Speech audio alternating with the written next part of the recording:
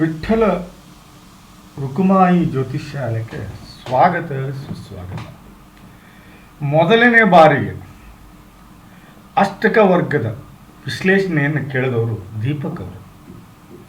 ಬನ್ನಿ, ದೀಪಕ್ ಅವರ ಅಷ್ಟಕ ವರ್ಗದ ಜಾತಕ ಮತ್ತು ಅಷ್ಟಕ ವರ್ಗ ಎರಡನ್ನೂ ಸೇರಿಸಿ ನೋಡಿ ಏನಾಗುತ್ತೆ ಅಂದರೆ, ಇದು ಜಾತಕ ಅನ್ಕೊಳ್ಳಿ, ಯಾವುದೋ ಇದು ಜಾತಕ. ಈ ಜಾತಕದಲ್ಲಿ ನಾವು ಎಲ್ಲೇ ಈ ಮನೆಯನ್ನು ವಿಶ್ಲೇಷಣೆ ಮಾಡ್ತೀನಿ, ಈ ಮನೆ ವಿಶ್ಲೇಷಣೆ ಮಾಡ್ತೀನಿ, ಈ ಮನೆ ವಿಶ್ಲೇಷಣೆ ಮಾಡ್ತೀನಿ, ಈ ಮನೆ ವಿಶ್ಲೇಷಣೆ ಮಾಡ್ತೀನಿ, ಈ ಮನೆ ವಿಶ್ಲೇಷಣೆ ಮಾಡ್ತೀನಿ ಮತ್ತು ಈ ಭಾವದ ವಿಶ್ಲೇಷಣೆ ಮಾಡ್ತೀನಿ. ಇವು ಬರೋದೇ ಇಲ್ಲ, ಇವು ಯಾವ ಬರೋದೇ ಇಲ್ಲ ನೋಡಿ, ಇವು ಯಾವ ಬರೋದೇ ಇಲ್ಲ. ಬಟ್ ಅಷ್ಟಕ ವರ್ಗದಲ್ಲಿ ಹಂಗಾಗೋದಿಲ್ಲ. ಅಷ್ಟಕ ವರ್ಗದಲ್ಲಿ ಏನಾಗುತ್ತೆ ಅಂದರೆ, ಅಷ್ಟಕ ವರ್ಗದಲ್ಲಿ ನೋಡಿ ಎಲ್ಲ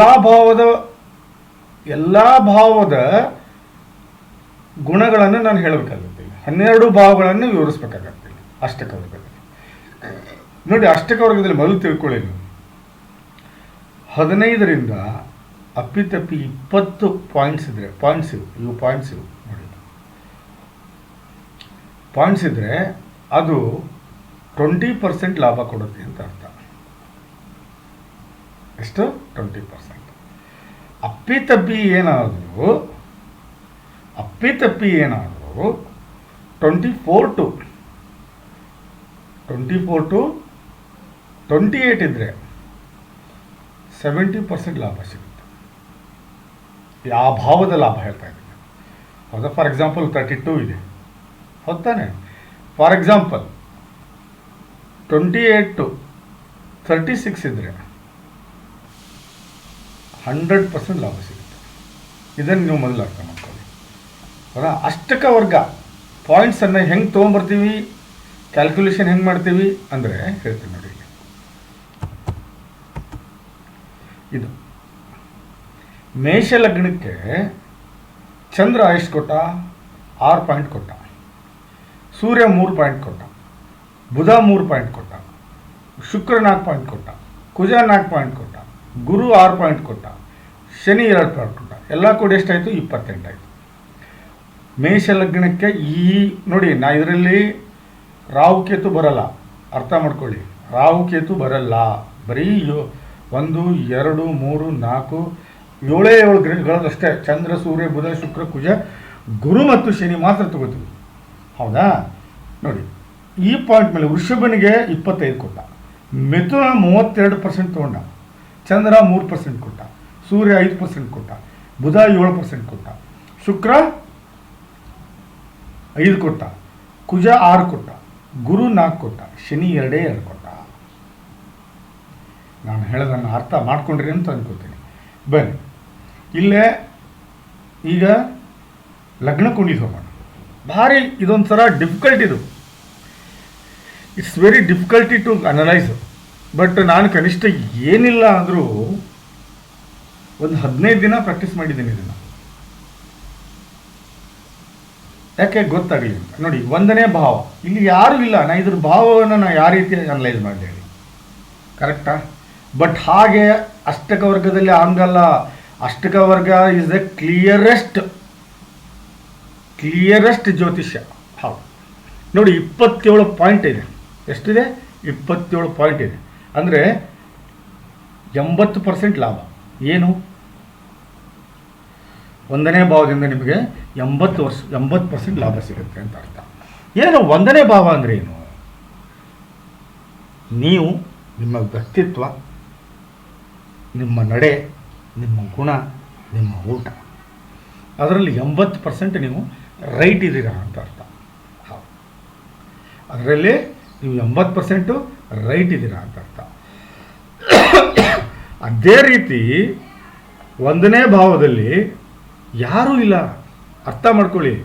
ಇದನ್ನು ನಾವು ಅನಲೈಸ್ ಮಾಡೋಕ್ಕಾಗಲ್ಲ, ಬಟ್ ಅಷ್ಟಕ್ಕೆ ವರದಿಂದ ಅನಲೈಸ್ ಮಾಡ್ಬೋದು. ನೀವು 80% ಏನಿದ್ದೀರಾ, ನೀವು ವ್ಯಕ್ತಿತ್ವ ಗಟ್ಟಿದೆ, ಆರೋಗ್ಯ ಚೆನ್ನಾಗಿದೆ, ಅಷ್ಟೇ ಜ್ಞಾನವಂತರಿದ್ದೀರಿ, ಅಷ್ಟೇ ವ್ಯವಹಾರವಂತರಿದ್ದೀರಿ, ಅಷ್ಟೇ ಒಳ್ಳೆ ನಡತೆ ಇದ್ದವರಿದ್ದೀರಿ. ಹಾಂ, 80% ಯು ಹ್ಯಾವ್ ಎ ಪ್ರಾಫಿಟ್. ಅದರಿಂದ 1ನೇ ಭಾವದಿಂದ.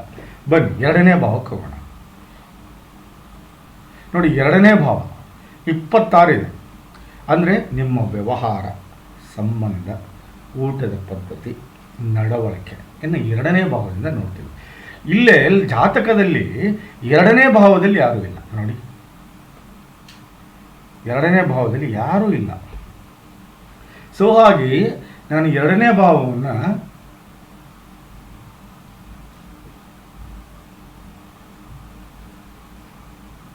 ಭಾವವನ್ನು ನೋಡಿ, ಇದು ಅನುದಿತ ವಾಸುಕಿ ಕಾಳಸರ್ಪ ದೋಷ. ಇದು ಸೆಟ್ ಅನುದಿತ ವಾಸುಕಿ ಕಾಳಸರ್ಪ ದೋಷ. ನಾನು ಇದನ್ನು ಅನಲೈಸ್ ನೋಡೇ ಇಲ್ಲ. ನೋಡಿ, ಕೇತು ಮತ್ತು ರಾಹು ನಡುವೆ 1, 2, 3, 4 ಮತ್ತು 5, 6, 7 ಗ್ರಹಗಳು ಬಂದು ಕೂತಿದ್ದಾವೆ. ಇದರ ಮೀನ್ಸ್ ಅನುದಿತ ವಾಸುಕಿ ಕಾಳಸರ್ಪ ದೋಷ. ದಯವಿಟ್ಟು ದೀಪಕ್ ಅವರೇ, ದಯವಿಟ್ಟು ಬಿಟ್ಟು ಏನು ಮಾಡಬೇಕು ಅಂದರೆ ನೀವು ಸರ್ಪ ಸಂಸ್ಕಾರ ಮಾಡ್ಕೊಳ್ಳೇಬೇಕು. ಮಾಡ್ಕೊಳ್ಳಿಲ್ಲ ಅಂದರೆ ನಡೆಯೋದಿಲ್ಲ. ಒಮ್ಮೊಮ್ಮೆ ನಮ್ಮ ಕಣ್ಣಿಗೆ ಕಾಣಲ್ಲ ರೀ ಅವು, ಒಮ್ಮೊಮ್ಮೆ ಸ್ಕಿಪ್ ಆಗಿಬಿಡ್ತವೆ, ಒಮ್ಮೊಮ್ಮೆ ಎಲ್ಲ ಕ್ಲಿಯಾರಿಟಿ ಬಂದ್ಬಿಡುತ್ತೆ ನೋಡಿ ಇಲ್ಲಿ. ಹಾಗಾಗಿ ನಿಮ್ಮ ಕೆಲಸಗಳು ಪ್ರಾಪರ್ ಇನ್ ಟೈಮ್ ಆಗಲ್ಲ. ಇದೇ ಪ್ರಾಬ್ಲಮ್ಮು. 3ನೇ ಭಾವದಲ್ಲಿ ವಾಸುಕಿ ಕಾಳಸರ್ಪ ದೋಷ ಆದರೆ ಅಣ್ಣ ತಮ್ಮ ಅಕ್ಕ ತಂಗಿ ನಡುವೆ ಸ್ವಲ್ಪ ಬಿರುಸು ಬರ್ಬೋದು. ಇಲ್ಲ ಅಂತಂದರೆ ಅದು ಬರಲಿಲ್ಲ ಅಂತಂದು ತಿಳ್ಕೊಳ್ಳಿ, ನಿಮ್ಮ ಯಾವುದೇ ಕೆಲಸವು ಇನ್ ಟೈಮ್ ಆಗಲ್ಲ. ಬರೀ ಸುತ್ತಾಡೋದೇ ಆಗುತ್ತೆ ನೀವು. ಹೌದು, ಬರೀ ಟೈಮ್ ವೇಸ್ಟ್ ಮಾಡೋದೇ ಆಗುತ್ತೆ. ಈ ಕೆಲಸ 2ರಲ್ಲಿ ಒಂದಾಗುತ್ತೆ. ಎಲ್ಲರೂ ಆಗಲ್ಲ ರೀ, ಅರ್ಥ ಮಾಡ್ಕೊಳ್ಳಿ. ಎಲ್ಲ ಆಗಲ್ಲ. ದಯವಿಟ್ಟು ಅರ್ಥ ಮಾಡ್ಕೊಳ್ಳಿ. ಯಾವುದೋ ಆದರೂ ಒಂದಾಗುತ್ತೆ. ಹೌದಾ? ನೋಡಿ ಇಲ್ಲೇ ಬನ್ನಿ ನೋಡೋಣ. 3ನೇ ಭಾವದಲ್ಲಿ 2ನೇ ಭಾವದಲ್ಲಿ 26 ಡಿಗ್ರಿ ಇದ್ದಾರೆ. ಅಂದರೆ 24 ಅಬೋವ್ ಇದ್ದರೆ ಸೂಪರ್ ಅಂತ ಅರ್ಥ. ಹೌದು, 24 ಪಾಯಿಂಟ್ ಅಬೋವ್ ಇದ್ದರೆ 80% ಲಾಭ ನಿಮಗೆ. ನೋಡಿ ಇಲ್ಲೇ ಕನ್ಯಾ ಲಗ್ನ 26 ಡಿಗ್ರಿ 2ನೇ ಭಾವದ ಸ್ವಾಮಿ ನಿಮ್ಗೆ ಎಷ್ಟು ಲಾಭ ಕೊಡ್ತಾನೆ? 2ನೇ ಮನೆ ನೋಡಿ, ಇದು 2ನೇ ಮನೆ. ಹೌದಾ? ನಿಮಗೆ 26 ಅಂದರೆ ನಿಮ್ಮ ವ್ಯವಹಾರಗಳು, ಸಂಬಂಧಗಳು ಚೆನ್ನಾಗಿದೆ. ಎಲ್ಲರ ಜೊತೆಗೂ ಸಂಬಂಧವನ್ನು ಬಹಳ ಚೆನ್ನಾಗಿಟ್ಕೊಳ್ತೀರಾ. ವ್ಯವಹಾರ ಕ್ಲಾರಿಟಿ ಇದೆ. ಊಟದಲ್ಲಿ ಒಳ್ಳೆಯ ರೀತಿ ಊಟ ಇದೆ ನೋಡಿ. 3ನೇ ಭಾವ 27 ಡಿಗ್ರಿ ಇರಬಾರ್ದು. ನಾ ಇನ್ನೊಂದು ಹೇಳಬೇಕು, ನಾನು ಅರ್ಥ ಮಾಡ್ಕೊಳ್ಳಿ. 3, 6, 8, 12 ಇಲ್ಲೇ ಪಾಯಿಂಟ್ಸ್ ಹೆಚ್ಚಿಗೆ ಇರಬಾರ್ದು. ಈ 3 ಭಾವದಲ್ಲಿ ಪಾಯಿಂಟ್ಸ್ ಹೆಚ್ಚಿಗೆ ಇರಬಾರ್ದು. ಅಪ್ಪಿತಪ್ಪಿ ಹೆಚ್ಚಿಗೆ ಪಾಯಿಂಟ್ಸ್ ಇದ್ದರೆ ಅಫ್ಕೋರ್ಸ್ ನಿಮ್ಮ ಸುತ್ತಾಟ ಹೆಚ್ಚಿಗೆ ಆಗ್ತಿಲ್ಲ, ಕೆಲಸಗಳು ಈಸಿಯಾಗಿ ಆಗಲ್ಲ. ನಿಮ್ಮ ಅಕ್ಕ ತಂಗಿ ಮತ್ತು ಅಣ್ಣ ತಮ್ಮದಲ್ಲಿ ಇವತ್ತಿನ ಭಿನ್ನಾಭಿಪ್ರಾಯ ಬರ್ಬೋದು. ಅದು ಬರಲಿಲ್ಲ ಅಂದರೆ ನಿಮ್ಮ ಕೆಲಸ ಈಸಿಯಾಗಿ ಆಗೋದಿಲ್ಲ. ಇದರರ್ಥ ಕೇತು ರಾಹು ಶಾಂತಿ ಆಗಲೇಬೇಕು ಅಂತ. ಕಾಳಸರ್ಪ ದೋಷ ಇದೆಯಲ್ಲ, ಅನುದಿತ ಕಾಳಸರ್ಪ ದೋಷ ಏನಿದೆಯಲ್ಲ, ಅದನ್ನು ನೀವು ಏನು ಮಾಡ್ಕೋಬೇಕು? ಸರ್ಪ ಸಂಸ್ಕಾರ ಮಾಡಿಕೊಂಡು ನೀವು ಅದನ್ನು ಕ್ಲಿಯರ್ ಮಾಡ್ಕೋಬೇಕು. ಈ ನನ್ನ ಹೊಸ ಪ್ರಯತ್ನಕ್ಕೆ ನಿಮ್ಮ ಸಪೋರ್ಟ್ ಇರಲಿ ನೋಡಿ.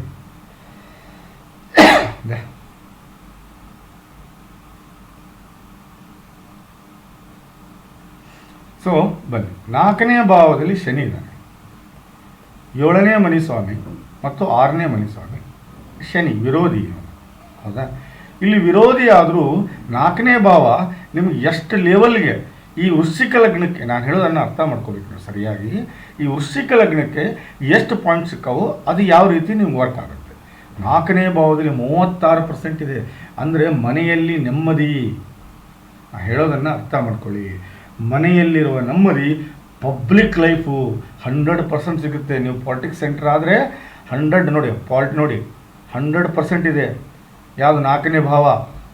ಅಷ್ಟು ಶನಿ ನಿಮ್ಗೆ ಎಫೆಕ್ಟ್ ಆಗೋದಿಲ್ಲ. ಅಷ್ಟು ನಿಮ್ಗೆ ಶನಿ ಎಫೆಕ್ಟ್ ಮಾಡೋದಿಲ್ಲ. 4ನೇ ಭಾವದಲ್ಲಿ 36 ಡಿಗ್ರಿ 36 ಪಾಯಿಂಟ್ಸ್ ಇದೆ ಅಂದರೆ ಇದರ ಅರ್ಥ ಏನು? ಶನಿ ನಿಮ್ಗೆ ಅಷ್ಟು ಎಫೆಕ್ಟ್ ಮಾಡೋದಿಲ್ಲ. ಒಳ್ಳೆ ಪ್ರಾಪರ್ಟಿ ಇದೆ, ಮನೆಯಲ್ಲಿ ಒಳ್ಳೆಯ ನೆಮ್ಮದಿ ಇದೆ, ಪಬ್ಲಿಕ್ಕಲ್ಲಿ ಒಳ್ಳೆಯ ಜೀವನ ಇದೆ, ಪಬ್ಲಿಕ್ಕಲ್ಲಿ ಒಳ್ಳೆಯ ಹೆಸರಿದೆ. ಹೌದಾ? ನೆಮ್ಮದಿಯಿಂದ ಜೀವನ ಮಾಡ್ತಾ ಇದ್ದೀರಂತ ಇದರ ಅರ್ಥ. 100% ಇದೆ. ಹೌದು, ಅಬೌವ್ 30 100% ಅದು 4ನೇ ಭಾವದಲ್ಲಿ. ಹಾಂ, 5ನೇ ಭಾವ 38 ಡಿಗ್ರಿ ಇದೆ. ಬಟ್ 5ನೇ ಭಾವದಲ್ಲಿ ಯಾರೂ ಇಲ್ಲ. ನೋಡಿ 5ನೇ ಭಾವದಲ್ಲಿ ಇಲ್ಲಿ ಯಾರೂ ಇಲ್ಲ. ನಾನು ಏನಂತ ವಿಶ್ಲೇಷಣೆ ಮಾಡಬೇಕಿಲ್ಲ, ಕರೆಕ್ಟಾ? 5ನೇ ಭಾವದಲ್ಲಿ ಯಾರೂ ಇಲ್ಲದಾಗ ನಾನು ಅಷ್ಟಕ ವರ್ಗದಲ್ಲಿ ಹೋಗಿ ನೋಡಬೇಕಾಗುತ್ತೆ. ಆವಾಗ ಗೊತ್ತಾಗುತ್ತೆ 38 ಪಾಯಿಂಟ್ಸ್ ಇರೋದ್ರಿಂದ ನಿಮ್ಮ ದಾಂಪತ್ಯ ಪ್ರೀತಿ ಪ್ರೇಮ ವಿಶ್ವಾಸ ಭಾಳ ಚೆನ್ನಾಗಿದೆ. ಮಗನಿಂದ ವಿಪರೀತ ಹೆಸರು ಮಾಡ್ತೀರಿ, ಮಗನಿಂದ ಒಳ್ಳೆ ಫಲ ಪಡಿತೀರಿ, ಒಳ್ಳೆ ದಾಂಪತ್ಯ ಇದೆ, ಒಳ್ಳೆ ಪ್ರೀತಿ ಇದೆ, ಒಳ್ಳೆ ಪ್ರೇಮ ಇದೆ, ಎಲ್ಲರ ಜೊತೆಗೂ ಒಳ್ಳೆ ಆಸ್ತಿ ಇದೆ, ಒಳ್ಳೆ ಬಿಸ್ನೆಸ್ ಮಾಡುವಂಥ ಲಕ್ಷಣಗಳಿವೆ. ಫೇಲ್ಯೂರ್ಸ್ ಎಲ್ಲಿದೆ ಅಂದರೆ ಇಲ್ಲಿದೆ ನೋಡಿ.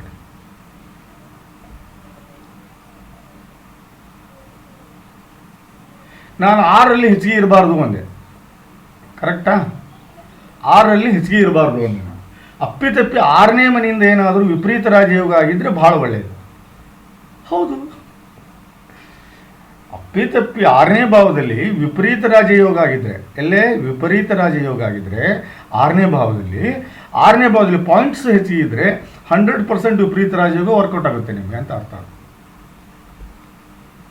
100% ವಿಪರೀತ ರಾಜಯೋಗ ಜನರೇಟ್ ಆಗುತ್ತೆ ನಿಮಗೆ. 100% ವಿಪರೀತ ರಾಜಯೋಗ ಫಲ ಕೊಡುತ್ತೆ ಅಂತ ಅರ್ಥ. ಯಾಕಂದರೆ ಬನ್ನಿ ಇಲ್ಲಿ ತೋರಿಸ್ತೀನಿ. ಇಲ್ಲಿ ಶನಿ ಏನಿದಾನಲ್ಲ, ಚಂದ್ರ ಏನಿದಾನಲ್ಲ ನೋಡಿ, ಸೂರ್ಯ 7ನೇ ಭಾವದಲ್ಲಿದ್ದಾನೆ.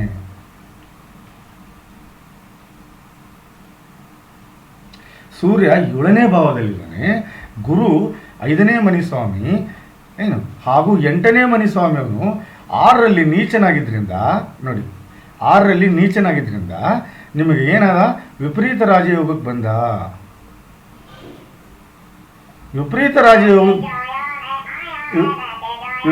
ರಾಜಯೋಗಕ್ಕೆ ಬಂದಿದ್ರಿಂದ ನಿಮ್ಗೆ 6ನೇ ಭಾವ ಒಳ್ಳೆಯದೇ ಅಂತ ಹೇಳ್ಬೋದು ನಾನಿಲ್ಲಿ. ಮಕರ 31 ಡಿಗ್ರಿ ಇದೆ, ವಿಪರೀತ ರಾಜಯೋಗ, ನೀವು 100% ಫಲ ಪಡಿತೀರಾ, ಅದರಲ್ಲಿ ಯಾವುದೇ ಸಂಶಯವಿಲ್ಲ. ನಾನು ವಿಪರೀತ ರಾಜಯೋಗದ ಬಗ್ಗೆ ಹೇಳಿದ್ದೇನೆ. ಯಾವಾಗ ಗುರುದಶೆ ಶುರು ಆಗುತ್ತೋ ನಿಮಗೆ ನೋಡಿ, ನಾನು ಹೇಳೋದನ್ನು ಸರಿಯಾಗಿ ಅರ್ಥ ಮಾಡ್ಕೊಳ್ಳಿ. ನಿಮಗೆ ಧನು ನೋಡಿ, ಧನು ಈಗ ನಾವು ಈಗ ಹೆಂಗಂದ್ರೆ ಇದು ಈ ಅಷ್ಟಕವರ್ಗ ನೋಡುವಾಗ ಈಗ ಫಾರ್ ಎಕ್ಸಾಂಪಲ್ ನೋಡಿ, ಈಗ ಅಷ್ಟಕವರ್ಗ ನೋಡುವಾಗ ನೋಡಿ ಅದು ಭಾಳ ಇಂಪಾರ್ಟೆಂಟ್ ಇದೆ. ಏನು ನೋಡಿ, ಸದ್ಯ ಕೇತು ದಶೆ ನಡೀತಾ ಇದೆ. ಯಾವಾಗ ಈಗ ಸದ್ಯ ಕೇತು ದಶೆ ನಡೀತಾ ಇದೆ, 3ನೇ ಭಾವ ಇಲ್ಲ, ಬುಧ ದಶೆ ನಡೀತಾ ಇದೆ ಈಗ, ಕರೆಕ್ಟಾ? ನೋಡಿ ಬುಧ ದಶೆ ನಡೀತಾ ಇದೆ ನೋಡಿ, ಕರೆಕ್ಟಾ? ಈ ಬುಧ ದಶೆ ನಡೀತಾ ಇದೆ. ಇಲ್ಲಿ ಬುಧ ದಶೆ ನೋಡ್ಕೊಂಡ್ರ, ಈ ಬುಧ ದಶೆಯೊಳಗೆ ಗುರು ದಶೆ ನಡೀತಾ ಇದೆ, ಗುರು ಭುಕ್ತಿ ನಡೀತಾ ಇದೆ. ಇದರ ಅರ್ಥ ನಿಮ್ಗೆ 100% ಫಲ ಸಿಗ್ತಾ ಇದೆ ಅಂತ ಅರ್ಥ. ಇದು 100% ಫಲ ಸಿಗ್ತಾ ಇದೆ ನಿಮಗೆ. ಯಾವರಿಂದ? ಗುರುನಿಂದ. ಅದನ್ನು ಸಹ ಇದರಿಂದಾನೇ ನೋಡ್ತಾರೆ ನೋಡಿ. ಈ ಗುರುನಿಂದ ನಿಮಗೆ, ಗುರು ಎಲ್ಲಿದೆ ನಿಮಗೆ ಅದನ್ನು ನೋಡಿ. ಈ ಗುರು ದಶೆ ನಡೀತಾ ಇದೆ ನೋಡಿದ್ರಾ? ನೋಡಿ ಫಲ ಎಷ್ಟು ಸಿಗುತ್ತೆ ಅಂತ ನೋಡ್ಬೇಕಾ ನೀವು ಗುರುನಿಂದ? ಅದನ್ನೇ ಹೇಳ್ತಾ ಇರೋದು ನಾನು ನಿಮಗೆ. ಗುರು 6ನೇ ಭಾವದಲ್ಲಿದ್ದಾನೆ ನೋಡಿ, ಗುರು 6ನೇ ಭಾವದಲ್ಲಿದ್ದಾನೆ. ಈಗ 6ನೇ ಭಾವದ್ದು ನಾನೇನು ನೋಡಬೇಕು? ಅಷ್ಟಕ ವರ್ಗ ನೋಡಬೇಕು. ಅಷ್ಟಕ ವರ್ಗ ನೋಡಿದ್ರೆ ಏನಾಗುತ್ತೆ? ಅಷ್ಟಕ ವರ್ಗದಲ್ಲಿ ಏನಾಗುತ್ತೆ ನೋಡಿ, 31 ಡಿಗ್ರಿ ಇದ್ದಾನೆ, 31 ಪಾಯಿಂಟ್ಸ್ ಇದೆ. ಸಾರಿ, ಡಿಗ್ರಿ ಒಂದು ಪಾಯಿಂಟ್ಸ್ ಇದೆ ನೋಡಿ. ಈ 31 ಪಾಯಿಂಟ್ಸ್ ಇದೆ ಅಂದರೆ ಅರ್ಥ ಗುರುನಿಂದ ನಿಮಗೆ 100% ಲಾಭ ಆಗ್ತಾ ಇದೆ.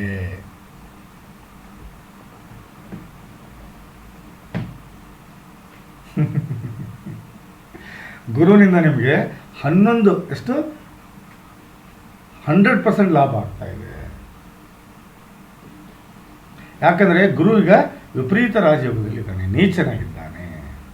ಬನ್ನಿ 7ನೇ ಮನೆಯ ಭಾವ, 7ನೇ ಮನೆಯ 19 ಡಿಗ್ರಿ ಇದೆ. 7ನ್ನು ನಾವು ಎದಕ್ಕಂತ ಕರಿತೀವಿ? 1ನೇದ್ದು ದಾಂಪತ್ಯ, 2ನೇದ್ದು ಡೈಲಿ ಸೋರ್ಸ್ ಆಫ್ ಇನ್ಕಮ್, ಬರುವಂಥ ದುಡ್ಡು.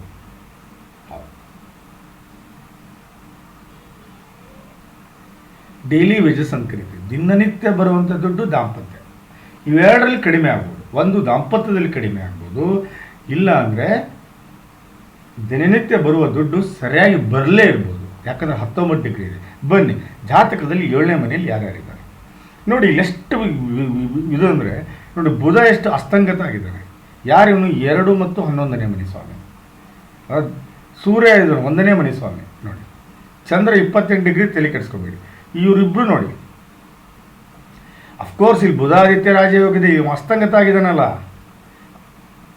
ಅದಕ್ಕೆ ಅಲ್ಲಿ ಏನಾಗಿದೆ, ಡಿಗ್ರಿ ಕಡಿಮೆ ಆಗಿದೆ ನೋಡಿ, 19 ಡಿಗ್ರಿ ಆಗಿದೆ. ಏನು ಮಾಡ್ಕೋಬೇಕಾಗೋದಕ್ಕೆ ನನಗೆ ಈ ಪಾಯಿಂಟ್ಸನ್ನು ವರ್ಚುವಲಿ ಹೆಚ್ಚಿಗೆ ಮಾಡ್ಕೋಬೇಕಂದ್ರೆ ಏನು ಮಾಡಬೇಕು ನಿಮ್ಮ ಪ್ರಶ್ನೆ, ಹೌದಾ? ಸರಿ, ಇನ್ನೂ ಒಂದು 7 ಕ್ಯಾರೆಟ್ ಪಚ್ಚೆ ಹಾಕ್ಕೊಳ್ಳಿ, ಇನ್ನೂ ಒಂದು 7 ಕ್ಯಾರೆಟ್ ಮಾಣಿಕೆ ಹಾಕ್ಕೊಳ್ಳಿ. ಹೌದು, ಒಂದು ಎಡಗೈಗೆ ಹಾಕ್ಕೊಳ್ಳಿ, ಇನ್ನೊಂದು ಬಲಗೈ ಹಾಕ್ಕೊಳ್ಳಿ, ಇಲ್ಲ ಕೊಳ್ಳಲ್ಲಿ ಹಾಕ್ಕೊಳ್ಳಿ ದಯವಿಟ್ಟು. ಹೌದು, 100% ಈ ಭಾವವನ್ನು 7ನೇ ಭಾವದ ಪಾಯಿಂಟ್ಸ್ ಹೆಚ್ಚಿಗೆ ಮಾಡ್ಕೋಬೇಕಂದ್ರೆ ವರ್ಚುವಲಿ, ಅದು ಈ ನಾಟ್ ಫಿಸಿಕಲಿ, ವರ್ಚುವಲಿ ನೀವು ಮಾಡ್ಕೋಬೇಕು. ಅದನ್ನು ನಾವು ರತ್ನಗಳನ್ನು ಯಾಕೆ ಯೂಸ್ ಮಾಡ್ಕೋಬೇಕು ಅನ್ನೋದನ್ನು ಅಷ್ಟಕ ವರ್ಗದಲ್ಲಿ ಸಿಗುತ್ತೆ ನಿಮಗೆ. ಅಷ್ಟಕ ವರ್ಗದಲ್ಲಿ ನಿಮಗೆ ಕಣ್ಣಿಗೆ ಬೀಳುತ್ತೆ ನೋಡಿ, ಸಿಂಪಲ್. 7ನೇ ಭಾವ ನೋಡಿ. ಹಾಗಾಗಿ ನಿಮಗೆ ದಾಂಪತ್ಯದಲ್ಲಿ ಕಡಿಮೆ ಆಗಿಲ್ಲ. ನಿಮಗೆ ಕಡಿಮೆ ಆಗಿದ್ದೆಲ್ಲಪ್ಪ ಅಂದರೆ, ನಿಮ್ಗೆ ಕಡಿಮೆ ಆಗಿದ್ದು ದಿನನಿತ್ಯ ಬರುವಂಥ ದುಡ್ಡು ಹಾಗೂ ಇದರಲ್ಲಿ ಅಲ್ವಾ, ದಿನನಿತ್ಯ ಬರುವ ದುಡ್ಡು ಸರಿಯಾಗಿ ಬರ್ತಾ ಇಲ್ಲ ಅಂತ ಅರ್ಥ. ಯಾಕಂದರೆ ನಿಮ್ಗೆ 7ನೇ ಭಾವದಲ್ಲಿ 19 ಡಿಗ್ರಿ ಇದೆ. ಇದೊಂದೇ ವೀಕ್ ಇರೋದು ನಿಮಗೆ. ಬನ್ನಿ ನೋಡೋಣ ನೆಕ್ಸ್ಟ್ ಅಷ್ಟಮದ ನೋಡೋಣ. ಬನ್ನಿ ಅಷ್ಟಮ ನೋಡೋಣ. ಲಕ್ಕಿರಿ ನೀವು ನೋಡಿ, 20 ಡಿಗ್ರಿ ಇದೆ, ಭಾಳ ಒಳ್ಳೆಯದು. ಭಾಳ ಒಳ್ಳೆಯದು ಅಂದರೆ ಭಾಳ ಒಳ್ಳೆಯದು. 8ನೇ ಮನೆಯಲ್ಲಿ 20 ಪಾಯಿಂಟ್ಸ್ ಇದೆ. ಏನು ಭಾಳ ಅಂದರೆ 10ರಿಂದ 20% ನಿಮಗೆ ಶತ್ರುಗಳಿದ್ದಾರೆ. 10% 20ರಿಂದ ನಿಮ್ಗೆ ಏನು ಯಾವುದಾದ್ರೂ ಅನ್ಯಾಯ ಆಗೋದು, ಆಕ್ಸಿಡೆಂಟ್ ಆಗೋದು ಅಥವಾ ಒಟ್ಟು ಕೆಟ್ಟದ್ದಾಗೋದು 10ರಿಂದ 20% ಮಾತ್ರ. ಆದರೂ ವಿಚಿತ್ರ ಸತ್ಯ ನೋಡಿ, ಇಲ್ಲಿ ಶುಕ್ರ ಉಚ್ಚ ಇದ್ದಾನೆ, ಕುಜನೂ ಇದ್ದಾನೆ. ಇದ್ರೂ ಮೀನ ರಾಶಿ ಕೊಟ್ಟಿರೋ ಪಾಯಿಂಟ್ಸನ್ನು ನೋಡಿದರೆ, ಬನ್ನಿ ಮೀನರಾಶಿ ಪಾಯಿಂಟ್ಸ್ ಸಿಕ್ಕದೆ ನೋಡಿ. ನೋಡಿ ನೋಡಿ, ಮೇಷದಿಂದ 1, ವೃಷಭದಿಂದ 2, ಮಿಥುನದಿಂದ 4, ಕರ್ಕದಿಂದ 4, ಇವಾಗ ಸಿಂಹದಿಂದ 1. ಹೌದಾ, ಸಿಂಹದಿಂದ 1 ಆದರೆ ಬುಧನಿಂದ ಇದು ಏನು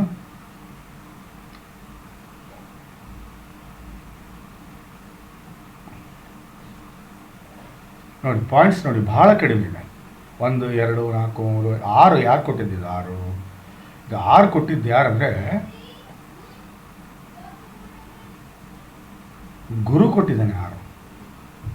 ಶನಿ 2 ಪಾಯಿಂಟ್ ಕೊಟ್ಟಿದ್ದಾನೆ. ಹಾಗಾಗಿ ನಿಮಗೆ ಇಲ್ಲಿ ಏನಾಗಿದೆ, ಭಾಳ ಕಡಿಮೆ ಇದೆ, ಭಾಳ ಒಳ್ಳೆಯದು. ಮೇಷ ಲಗ್ನ 9ನೇ ಮನೆಯಲ್ಲಿ 28 ಡಿಗ್ರಿ ಇದ್ದಾನೆ, 28 ಪಾಯಿಂಟ್ಸ್ ಇದೆ. ಸಾರಿ, ನಾನು ಮೇಷದಲ್ಲಿ 28 ಪಾಯಿಂಟ್ಸ್ ಇದೆ. ಮೇಷ, ಬನ್ನಿ ಮೇಷವನ್ನು ಲಗ್ನದಲ್ಲಿ ನೋಡೋಣ. ನಾವು ಇದನ್ನು ನೋಡೇ ಕರೆಕ್ಟಾಗಿ ಗೆಸ್ ಮಾಡಬೇಕು. ನಿಮಗೆ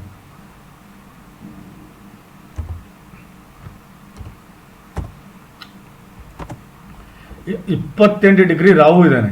ಮೇಷ ತಗೊಂಡಿರೋ ನೋಡಿ, ಶಬಾಷ್. ಮೇಷ ಇದು 9ನೇ ಮನಿ ಸ್ವಾಮಿ. ನಿಮಗೆ ಅಷ್ಟಮ 20 ತಗೊಂಡ್ರೆ ಇವನು 19 ತಗೊಂಡಿದ್ದಾನೆ. ಇದು ಚೆನ್ನಾಗಿದೆ, ಯಾಕಂದರೆ ಇದು ಚೆನ್ನಾಗಿದೆ. 6ನೇ ಮನೆ ಓಕೆ, ನೋ ಪ್ರಾಬ್ಲಮ್.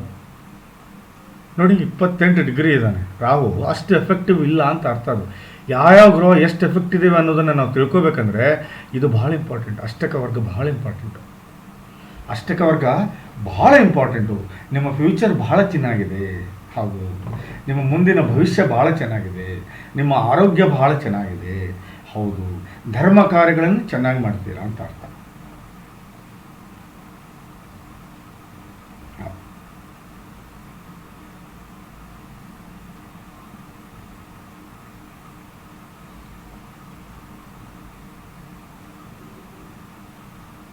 ನಿಮ್ಮ ಧರ್ಮ ಕಾರ್ಯಗಳನ್ನು ಭಾಳ ಚೆನ್ನಾಗಿ ಮಾಡ್ತೀರಾ ಹಾಗೂ ನಿಮ್ಮ ಫ್ಯೂಚರ್ ಭಾಳ ಚೆನ್ನಾಗಿದೆ ಅಂತ ಅರ್ಥ.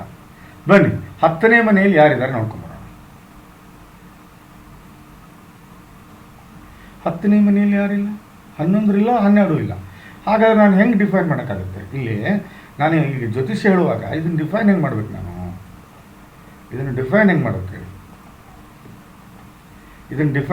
ಹೇಳಿ? ನಾನು it's very difficulty to define ಅಲ್ವಾ? ಈ ಖಾಲಿ ಇರುವ ಜಾಗವನ್ನು ಡಿಫೈನ್ ಹೆಂಗೆ ಮಾಡ್ಕೋಬೇಕು, ಅದಕ್ಕೇ ಹೇಳೋದು ಅಷ್ಟಕ ವರ್ಗ ಭಾಳ ಇಂಪಾರ್ಟೆಂಟು ಅಂತ. ಹೌದು ನೋಡಿ, ನಾನು ನೋಡಿ ಅಷ್ಟಕ ವರ್ಗ ನೋಡಿ, ಇಲ್ಲಿ ಅಷ್ಟಕ ವರ್ಗದಲ್ಲಿ ನೋಡಿ 25 ಪಾಯಿಂಟ್ ಇದೆ ಟೋಟಲ್. ಎಷ್ಟು? 25 ಪಾಯಿಂಟ್. ಇದರ ಅರ್ಥ ನೀವು ಭಾರಿ ಹಾರ್ಡ್ ವರ್ಕರು, ನಿಮ್ಮ ಕೆಲಸ ಚೆನ್ನಾಗಿದೆ, ನೀವು ಮಾಡೋ ಕೆಲಸದಲ್ಲಿ ಲಾಭ ಇದೆ ಅಂತ ಅರ್ಥ. ನಾವು ನೋಡಿ, ಇವು ಭಾರಿ ಇಂಪಾರ್ಟೆಂಟು. ಇವು ಅಷ್ಟಕ ವರ್ಗದಲ್ಲಿ ಇವು 3 ಇಂಪಾರ್ಟೆಂಟು, ಇವು 4 ಇಂಪಾರ್ಟೆಂಟ್, ಇವು 3 ನೋಡಿ.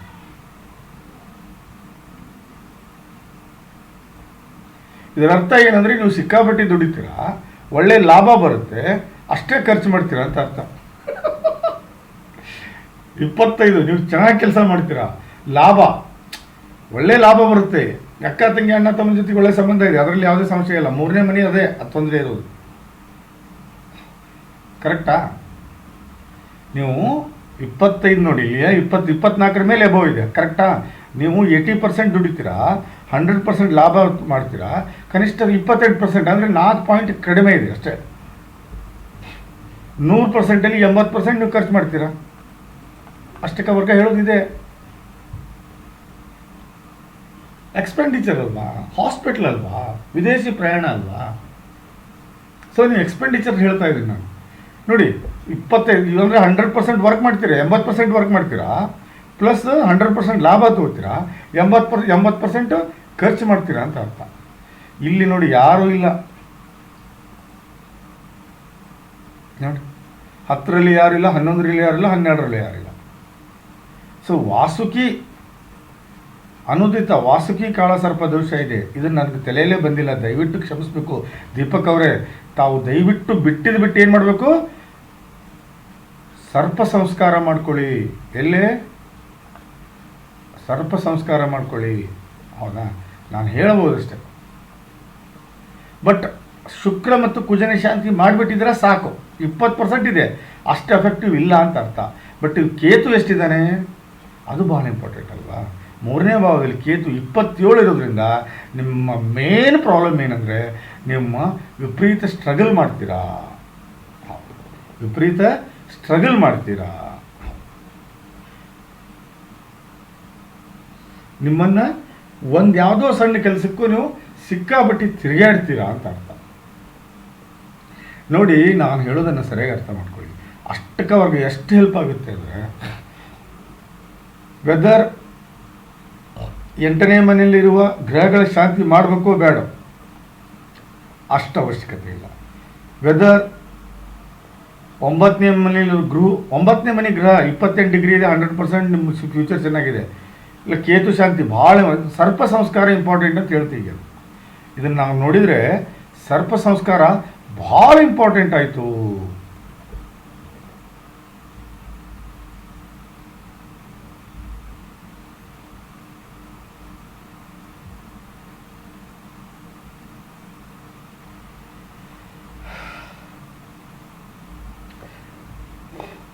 ನೋಡಿ, ಇನ್ನೊಮ್ಮೆ ಹೇಳ್ತೀನಿ ನಿಮಗೆ. ಒಂದು, ನೀವು ಭಾಳ ಗಟ್ಟಿದ್ದೀರಾ, ಹೆಲ್ತ್ ಚೆನ್ನಾಗಿದೆ, ನಿಮ್ಮ ಮೆಂಟಾಲಿಟಿ ಚೆನ್ನಾಗಿದೆ, ಮೈಂಡ್ಸೆಟ್ ಚೆನ್ನಾಗಿದೆ, ನಿಮ್ಮ ವಿಚಾರಗಳು ಚೆನ್ನಾಗಿದೆ, ನೀವು ಮಾಡೋ ಕೆಲಸ ಚೆನ್ನಾಗಿದೆ. ಓಕೆ. 2ನೇದು ಬನ್ನಿ. 2ನೇದು ಲಾಭ 100% ಇದೆ, ಅದರಲ್ಲೇ ಇಲ್ಲ. ವ್ಯವಹಾರ ದುಡ್ಡು ಆಡುತ್ತೆ, ಸಂಬಂಧಗಳು ಬಹಳ ಚೆನ್ನಾಗಿದೆ. ಹೌದಾ? ಅದೂ ಅಲ್ಲದೆ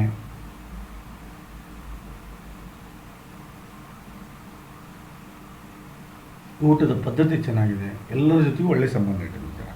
3ನೇದು ವಿಪರೀತ ಸುತ್ತಾಟ, ಸ್ಟ್ರಗಲ್. ನೀವು 100% ನೀವು ಸ್ಟ್ರಗಲ್ ಹಾಕಿದ್ರಿ ಅಂತ ತಿಳ್ಕೊಳ್ಳಿ. ಎಷ್ಟು? 100% ಸ್ಟ್ರಗಲ್ ಹಾಕಿದರೆ 20% ನಿಮ್ಗೆ ಸಿಗುತ್ತೆ. ಇದು ಬೇಡ. ಹೌದಾ? 4ನೇದು ಒಳ್ಳೆ ಪ್ರಾಪರ್ಟಿ ಇದೆ, ಮನೆಯಲ್ಲಿ ಒಳ್ಳೆ ನೆಮ್ಮದಿ ಇದೆ. 5ನೇದು ಪ್ರೀತಿ ಪ್ರೇಮ ವಿಶ್ವಾಸ, ಮಕ್ಕಳು ಚೆನ್ನಾಗಿದ್ದಾರೆ. 6ನೇದು ವಿಪರೀತ ರಾಜಯೋಗದಲ್ಲಿರೋ ಗುರು ನಿಮಗೆ 100% ಲಾಭ ಕೊಡ್ತಾನೆ ಅನ್ನೋದು ಬಿಟ್ಟು. 7ನೇ ಮನೆಯಲ್ಲಿ ಗ್ರಹಗಳ ವೀಕ್ನೆಸ್ ಇದೆ ಅಂತ ಅರ್ಥ ಇದೆ. ಹಾಗಾಗಿ ಇನ್ನೊಂದು 7 ಕ್ಯಾರೆಕ್ಟು ಪಚ್ಚೆ ಮತ್ತು ಮಾಣಿಕ್ಯವನ್ನು ಧರಿಸ್ಕೊಳ್ಳಿ ಅಂತ. ಅಷ್ಟಮೇಶನ್ ಬಗ್ಗೆ ಚಿಂತೆ ಮಾಡೋದು ಬೇಡ, ಯಾಕಂದರೆ ಭಾಳ ವೀಕ್ ಇದ್ದಾರೆ, ನಿಮ್ಗೆ ಅಷ್ಟು ಕೆಟ್ಟದ್ದನ್ನು ಅವರು ಮಾಡಲ್ಲ. ಹೌದಾ? ಭಾಗ್ಯ ಬಹಳ ಚೆನ್ನಾಗಿದೆ. ಅಲ್ಲಿರೋ ಗ್ರಹಗಳನ್ನ ಬಿಟ್ಬಿಡಿ, ಭಾಗ್ಯ ಭಾಳ ಚೆನ್ನಾಗಿದೆ. 100% ನೀವು ಮುಂದುವರಿತೀರಾ, ಮುಂದೆ ಬರ್ತೀರಾ, ಒಳ್ಳೆ ಕೆಲಸ ಮಾಡ್ತೀರಾ, ಒಳ್ಳೆ ಲಾಭ ಪಡಿತೀರಾ. ನೀವು 80% ಖರ್ಚು ಮಾಡ್ತೀರಾ, 20% ಉಳಿಸ್ಕೊಳ್ಳಲ್ಲ. ಇದೇ ಇದರ ಲೆಕ್ಕಾಚಾರ, ಇದೇ ಈ ಜಾತಕದ ವಿಶ್ಲೇಷಣೆ. ನೋಡಿ, ನಾನು ಹೇಳಬೇಕಾಗಿದ್ದು ಇದು ದಯವಿಟ್ಟು ನೀವು ಏನು ವಾಸುಕಿ ಕಾಳಸರ್ಪದೋಷದ ಸಂಸ್ಕಾರ ಇದನ್ನು ಮಾಡ್ಕೊಳ್ಳಿ, ಏನು ಸರ್ಪ ಸಂಸ್ಕಾರ ಮಾಡ್ಕೊಳ್ಳಿ, ಒಳ್ಳೆ ಕೆಲಸ ಆಗುತ್ತೆ ಅಂತ ಹೇಳ್ತಾ ಈ ಜಾತಕದ ವಿಶ್ಲೇಷಣೆ ಮುಗಿಸ್ತಾ ಇದ್ದೀನಿ. ಇದು ನನ್ನ ಮೊದಲನೇ ಪ್ರಯತ್ನ. ದಯವಿಟ್ಟು ಇಷ್ಟವಾದಲ್ಲಿ 4 ಜನಕ್ಕೆ ಶೇರ್ ಮಾಡಿ ಹಾಗೂ ಯೂಟ್ಯೂಬ್ ಚಾನಲ್ ಸಬ್ಸ್ಕ್ರೈಬ್ ಮಾಡಿ.